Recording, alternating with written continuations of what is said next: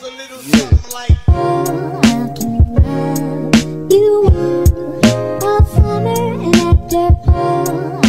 What's up, everybody? It's your favorite country city kid, BDOLLA from the G, and I'm here. You are here. We're back here together for another video. So listen, before we get into anything, make sure you follow me on TikTok and Instagram at d.brian_, and make sure you follow me on Snapchat at BDOLLA from the G, because that is the place to be. Okay, so as promised, I'm here with another video in the spirit of being consistent and, you know, being more serious with this thing. I got another video for you.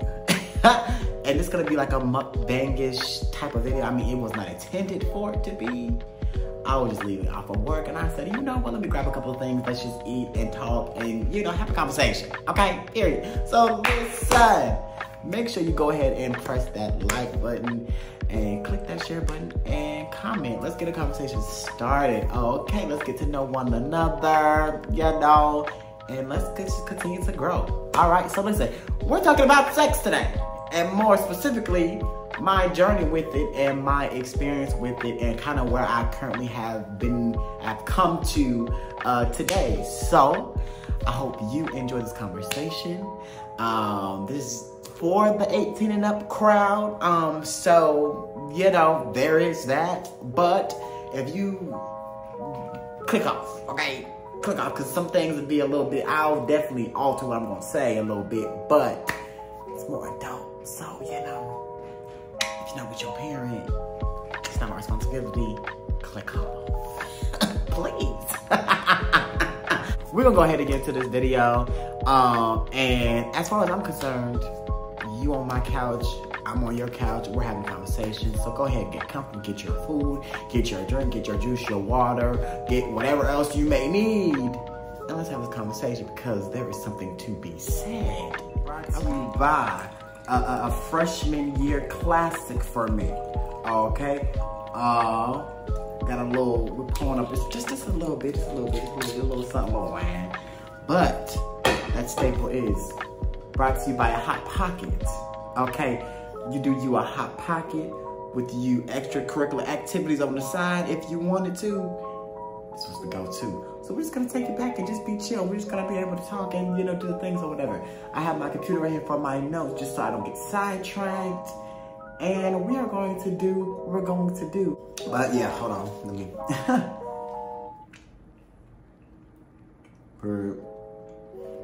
Still good.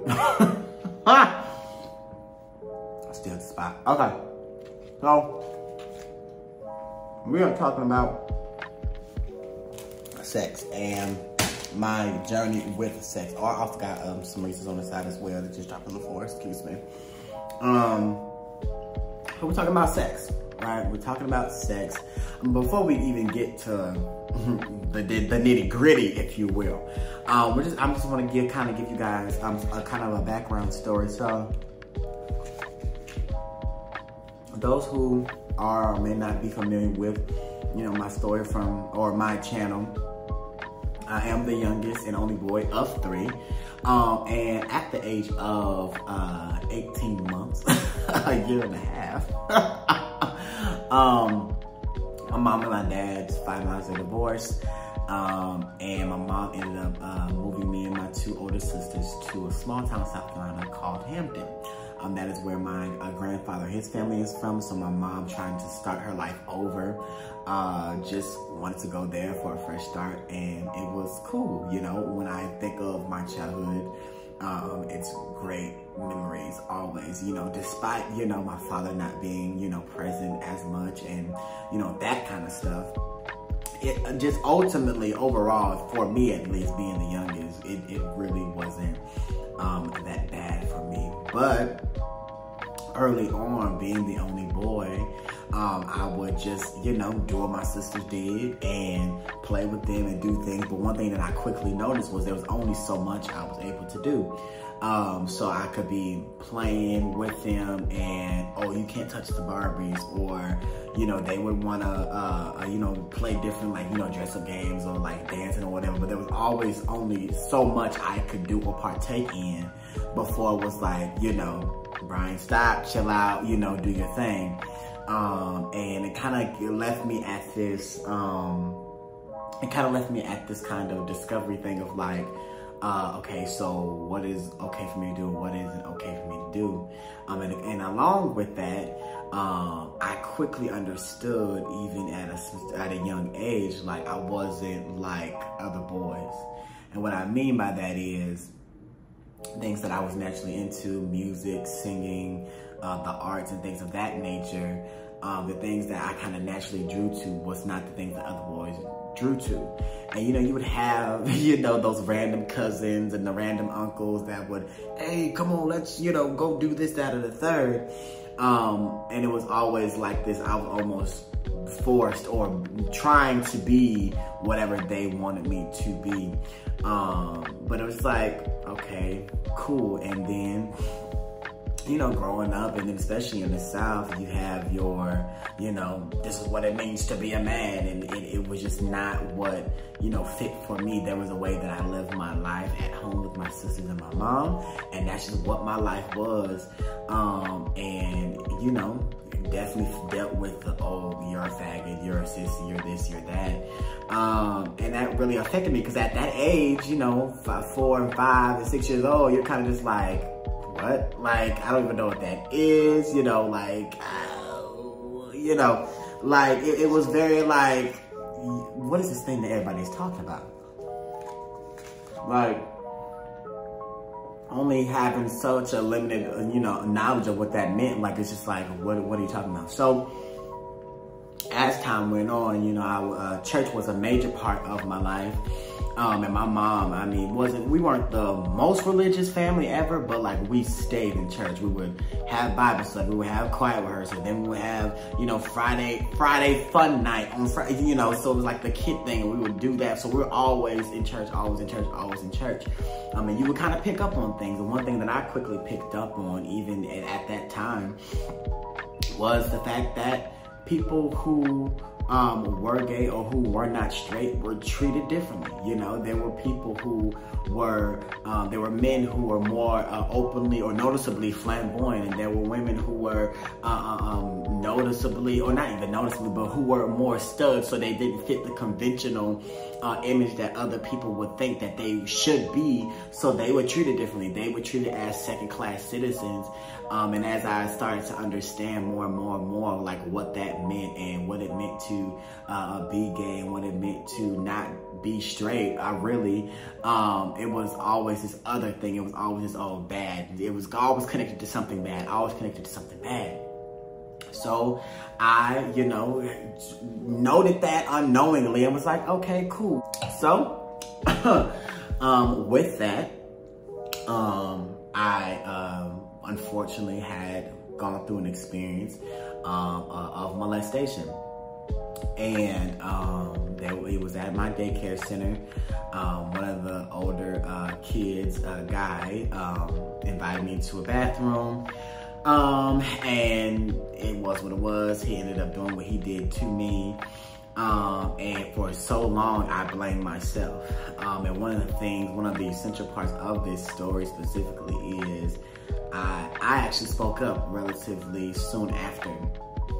And he ended up coming back to the daycare center after a certain period of time. So even in that moment, like knowing what I knew at that point in time, what I believed I knew, like, oh, this is bad, this is bad, this is bad, something within me was like, but I low-key, it's enjoyable. Like, it's the weirdest thing ever. So it's like, I know it's supposed to be bad, but there's something in me that says it's good. But it was kind of like this confusion, and being so young, it kind of, stirred up a whole lot of stuff all at one time. And I definitely don't want it to make it seem like, oh, he got touched, so he, he's attracted to men and all these things, that's the reason, like, no, that's just a part. This is just my story, it's my truth, and I'm sticking to it. So this is just what happened. So yeah, he came back, and I think at that time, it really showed me, like, it kind of indirectly showed me or told me that it was okay for that to happen to me. So ever since then, things would slowly progress, not with that individual, but you know, being a kid, there would be, you know, a touch there, a look here, and you know, things of that nature. And every time that it was with, you know, a male, it was like, it was something, it was different, but I could not, you know, describe it or explain it. So that kind of continued to happen, and then my mom ended up meeting my stepdad, and they've been married since 2007, and we were in this small town of South Carolina, and we ended up moving back to California in, I think, 2008, so that put me right around 3rd grade.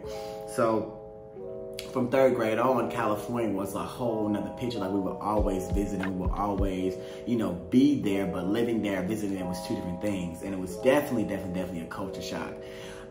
So continuing to be in church, continuing to kind of just go about life as I knew it, but even trying to adjust to this new way of life with my stepdad being in the picture, and you know, trying to blend in with his kids and his family, things of that nature. So it was definitely that bit of a challenge, but it was kind of like, okay, cool, we're just gonna roll with this.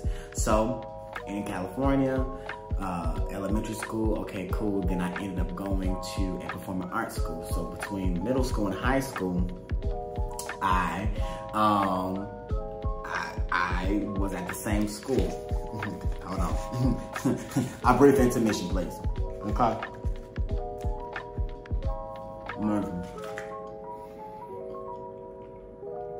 I gotta remember to eat. Sorry. But yeah. Middle school and high school, I was at a performing arts school, and because singing was definitely, and it still is, a major part of my life. So I was there, and at this middle school and high school, at this school specifically, it was a very liberal school, you know, performing arts. So all kinds of people that I had never really been introduced to were at this school. And it being more liberal, I was faced with certain things that I could kind of avoid in other spaces. So understanding and learning what it meant to be gay, but in a more, as much of a holistic sense as you can be in a middle school and high school, right? So kind of finding out new things, discovering new things, okay, cool. So even before all of that, I was introduced to porn at 12 years old, and my cousin showed me 2 women, and although it was like, oh, like, oh my gosh, this is like, I'm not, you know, whoa. The newness of it all, in the back of my head was like, this is not what I want to see though. So iPods and stuff was like real popping or whatever, and I got an iPod Touch, ended up getting an iPod Touch after a while, and had internet access and found male, guy porn, male porn, gay porn, whatever you want to call it. And I was like, oh, this is it. This is it. But I knew from, you know, already what I have already learned over time, and kind of just my experience up to that point at church in the South, like, I gotta be hush-hush about it. So, I mean, it turned into an everyday thing. Porn, masturbation, and then middle school, you know, going through all of the, you know, coming of age, prepubescent stuff, and then kind of going through puberty thing. It was like an everyday thing, so I learned to go to that. And even into high school, I had a group of friends who were more sexually active than I was, and I'm just like hearing their stories on a daily basis.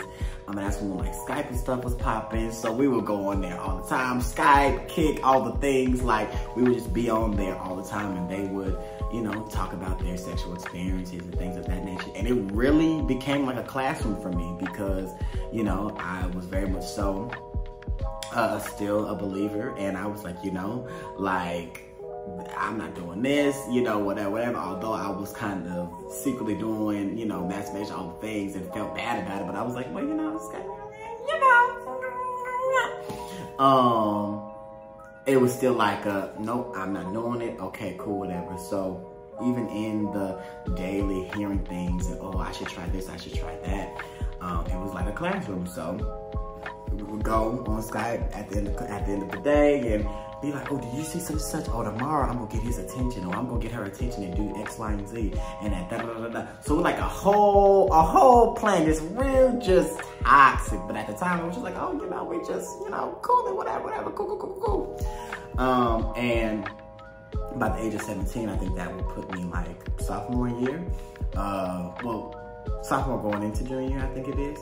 I was like, you know what? I'm tired of being the virgin. I'm 17, cool, whatever. So end up having sex. I think I talked about this in the previous video, but you know, just kind of giving you a rewind. End up having sex at 17. Okay, cool.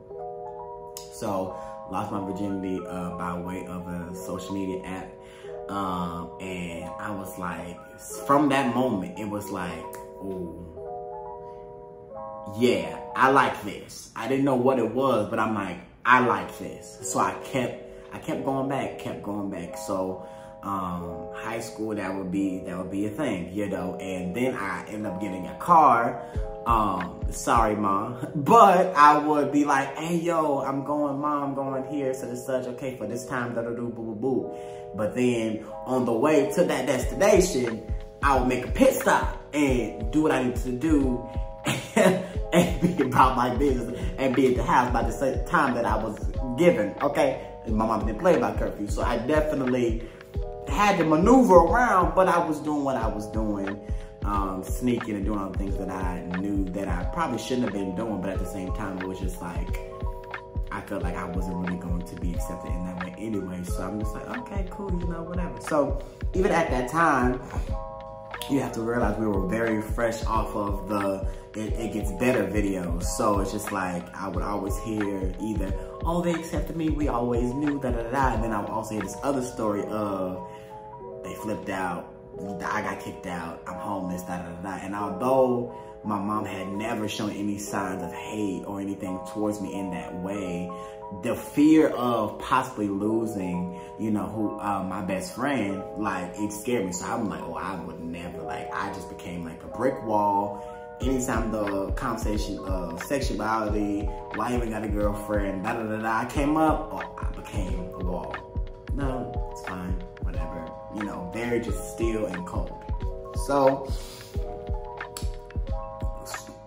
had sex, 17, cool. We fast forward, and 2017, I graduated high school, ended up going to Chicago. Now, you know, before you graduate, everybody's like, oh, it's gonna be different, and, you know, when you get to woo, you're gonna be able to do this, that, and the third. Everything that I had ever imagined or had ever desired after high school, I started to be introduced to it. So I had, you know, you have certain expectations when you go into college, right? And because I was still very much so wrapped in, you know, sex, I was just getting into it, but like I was very much so into porn. So you see different things like, how do I do that? How do I get that? Is this real? That kind of thing. So, by the time I got to Chicago, 2017, I started looking for those specific things. And I'm like, oh my God, this is real. Oh my God, you know? So then I ended up getting into the, I'm trying to find the best word for YouTube, male gyms, if you will. If you know what I'm talking about, you know what I'm talking about, male gyms. And kind of being thrusted into this new world. So a new world with new rules and a whole lot of stuff all at one time. But even the shock of like, oh, this is real, all these things, it was like a thing that I identified with, like, oh, I can finally express all these things that I was so just like locked up and scared of or whatever. And although I quickly found a church and a community of people who were based in my church, I still felt as though I could not express the side of me. Therefore, whereby I hid it for like over a year. I hid it. I mean, I would lie.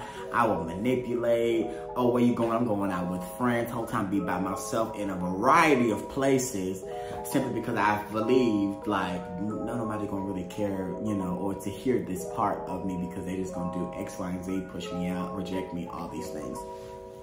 So, that being said, that cycle continued. And one thing that I quickly, like, had to learn was, or that not had to learn, but that I kind of adapted was, I gotta cut my emotions off.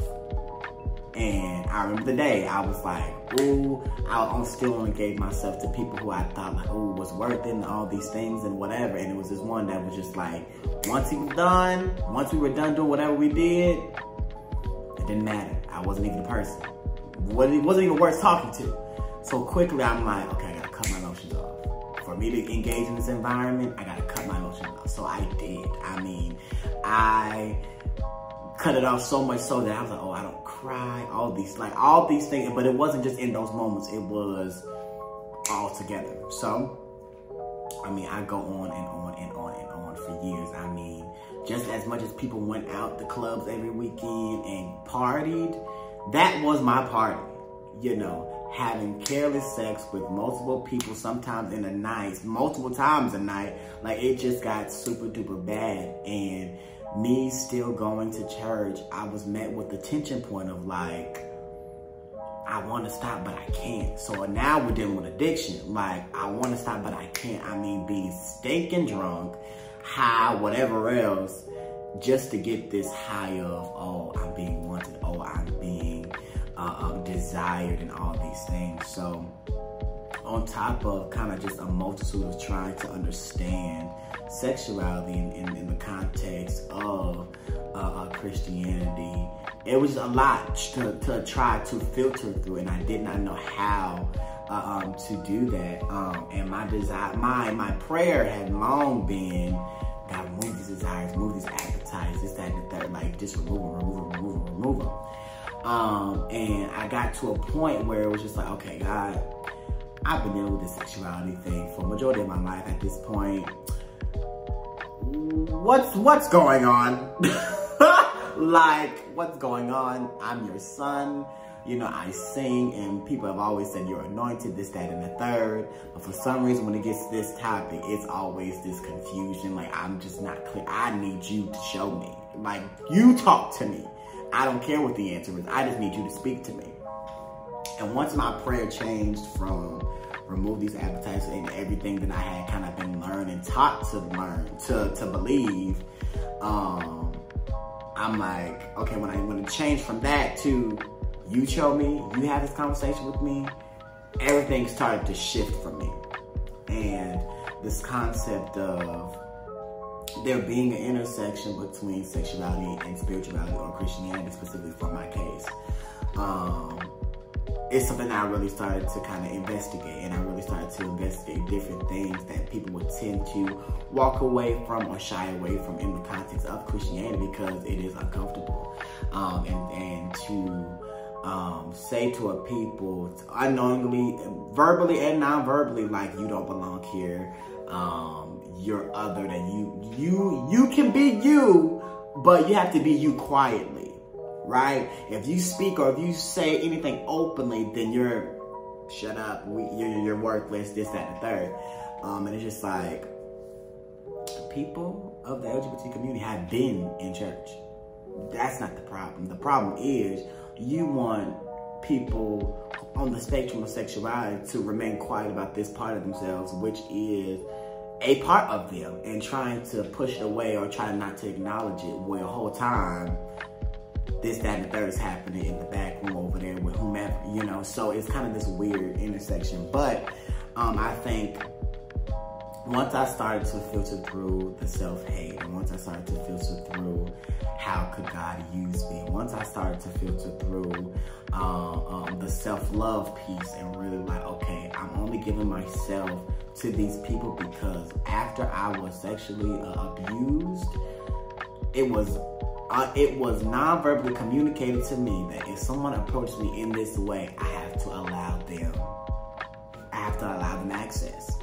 So, over time, if you came up to me and you were somewhat within my, my stipulations of what you had to look like and all those kinds of things, nothing.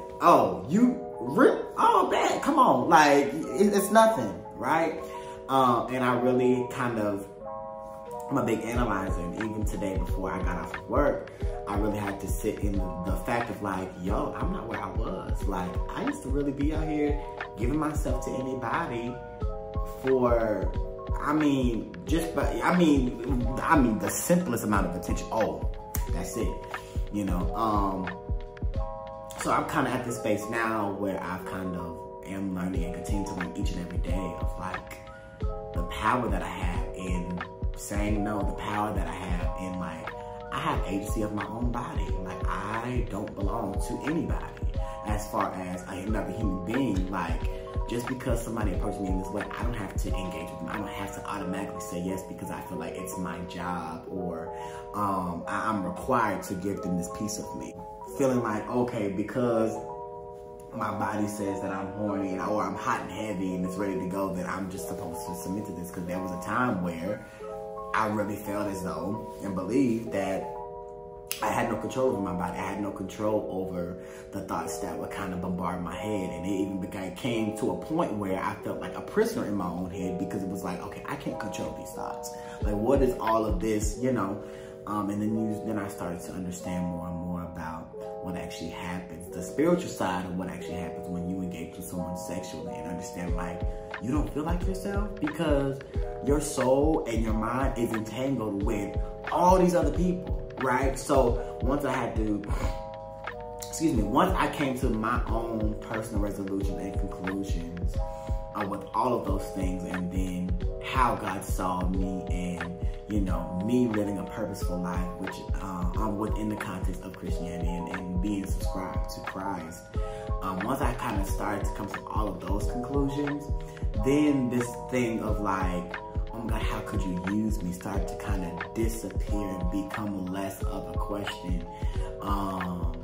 Because I started to understand and see myself the way that God sees me or saw me. Here's to being free. Here's to being authentically yourself, whatever that may mean. And here's to new possibilities. Facing head on things and conversations that a lot of people have strayed away from, or a lot of people deem or believe to be right. And this is not this is right, this is wrong. This is merely almost like a call to just reinvestigate things that we have kind of normalized in our lives. And this is both in and outside of just religion. Like there's a lot of things where we kind of just accept because it's always how we've done it. And I think it does us a disservice as human beings that are ever evolving, ever changing, to kind of just take what we were given and as, you know, this is what it is, and not even remotely investigate or ask questions or, you know, do the investigative work to be like, oh, this is how I actually believe, or this is not just something that was given to me and this is what I have to go by.